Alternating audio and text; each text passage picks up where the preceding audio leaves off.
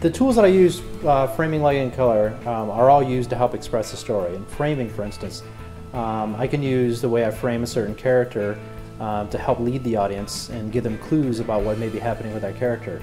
If it's somebody who's kind of repressed and a little bit weak, we can use the camera angle and shoot down upon them slightly. If it's somebody who's trapped or the circumstances of their life are such that they can't really be all they want to be, then I can frame them sometimes in a doorway or a little bit lower angle where we see the ceiling. And these kind of things give a sense of them being trapped. We have the film school background. We're all movie buffs. Mm-hmm. So I think we have a good understanding of framing, which makes a big difference when you're when you're shooting and capturing. You're not looking at a wedding video when you're looking through your viewfinder. You're there's times where you feel like you're watching a movie when you're looking through your viewfinder, and that's a good feeling when you're out shooting live event. Makes me feel better about it. So. I find it to be a very, very artistic medium as well, being a camera operator. Sometimes if I just take a half step to the right with a camera, I can frame somebody so there's an element in the background that may comment on them or just put them in a frame that is more interesting or more dynamic. Lots of filmmakers have different types of styles and different types of compositions that they may tend to use a lot. Woody Allen tends to go with the very large frame, sets it up more almost as like a stage play, lets things happen within that. Versus you may have other directors that really tend to keep things on a tighter shot. Don't give their actors as much room to breathe.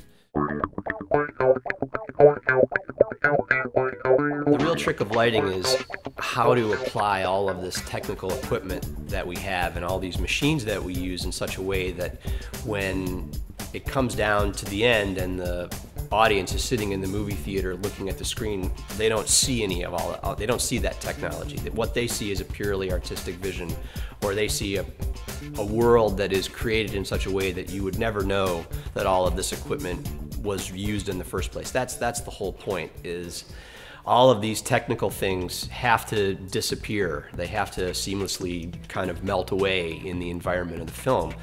And that is where the art comes in. Lighting, we may light a character a certain way to make them look pretty or to make them look a little bit more harsh. We may use light to set the tone and set mood. The way you light a horror film is going to be the way, not necessarily the way that you would light a comedy. Where those lights are positioned, the types of lights that you use, the quality of the light, the types of diffusion, or all those types of things are going to really greatly affect the look of what you're doing. Lighting of the scene is probably one of the most single important part that you need to understand, and as you need to try to have as much control as you want by using the available resources, which is just window, which is the light in the room, or the light kit you brought to the scene. It depends on what kind of lens that we want to use as well. So sometimes available light, we can still make it look good with a certain kind of lens, but other times, say we want to use a certain lens, but we need to set up a light in order to use it, Right, just recognizing light in the place, I think that's really important thing. And when we talk about lighting, is it high contrast, low contrast? What's the look we're going for when we're lighting the film? And it's going to vary from film to film. If it's something that's more dramatic, the key light starts to come around a bit more. You start to get deeper shadows. Maybe if it's a horror genre, you may put the light a low kind of a key to give somebody some weird dramatic shadows, maybe a top light kind of thing. Those types of things. You may not be lighting people at all, or maybe just lighting the background to have your character in silhouette, to try to obscure, things. We use color to set place and time. The color spectrum we may be using in a film that takes place in winter is going to be way different than one that we would use in summer, where we might use warmer tones or golden colors to help give that feeling of a warm summer day. The first way is gels on lights. It's just actually changing the color of your lights, whether that is just color correction, making it more, more blue, more warm.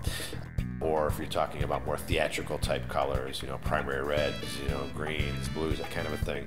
Another way is on the camera itself. You have different opportunities to bring different filtration into the scene. Then you get into the post-production where you're able to do color correction. So it's really a combination of all those things that are going to create and give you the color palette as a filmmaker. What are we trying to tell? What story are we telling in the scene? And everything that goes into it when we're talking about storyboards from pre-production up till we're actually shooting it on set is about camera placement, blocking, lighting, and how am I going to tell this story and get across the meaning and the depth of the scene through cinematography. And that's really what it's all about for me.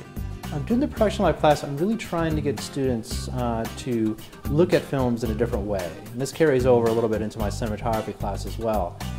Everything that you see on the screen, when you pay your money and you go to the local multiplex, every facet of that image is thought about, considered, and planned. Everything has meaning, everything is there to help forward the story from a visual standpoint. And I'm trying to get them to look at movies a little bit differently.